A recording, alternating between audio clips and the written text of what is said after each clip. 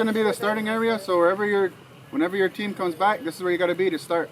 After they shoot their arrows, then they got to pass off here. So make sure you're in this area.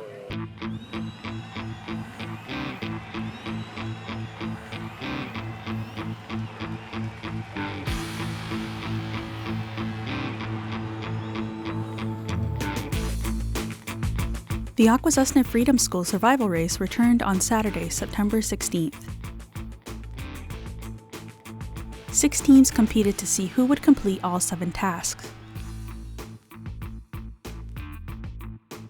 This year's race had a couple of changes. So for the race this year, we tried to keep things as consistent as possible, but we did change one of the routes. So we changed the backpack route was a little bit different. It had a little bit of an incline, but it was still pretty much the same distance. And the big thing that changed this year was that every event and every racer had to get a bullseye in the archery. So that was a big thing that kind of really evened the playing field this year, but also made it really exciting because everybody really had to focus and shoot after each event.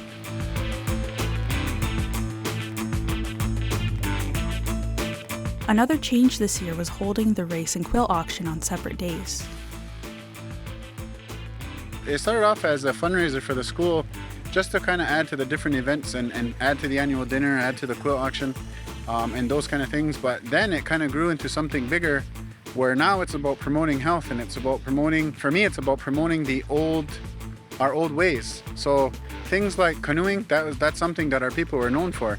Things like archery and using a bow is things not only our people were known for, but things that people don't get to experience anymore. To give people a chance to try it out and to practice and to revive the old practices, right? And the things that kept us healthy a long time ago.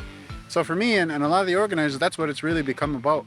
It's really given us a connection back to who we were and how physically fit and how well our physical bodies were from a long time ago. Second place went to the all-woman team, Deadly Anti-Social Club. About a month we've been training. It started off as just a quick idea in my studio about like, hey, wouldn't it be cool to have an all-girl team? I was like, all right, let's get it then. So we got the team together and we've just been practicing since.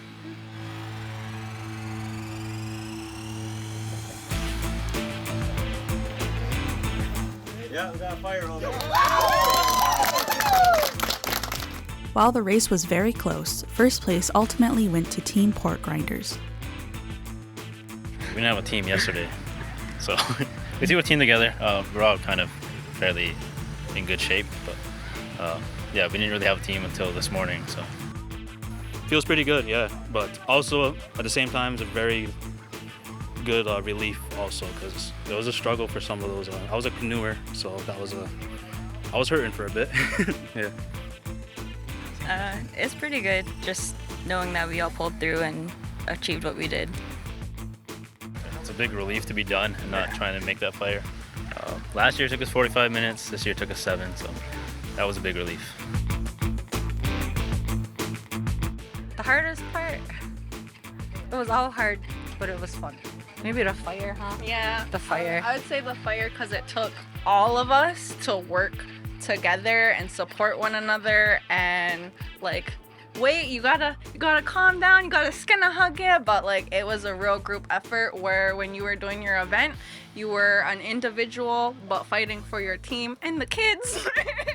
But yeah, I would definitely say the fire part. It was a really awesome experience, and glad we got bragging rights as the all-female team. Yes.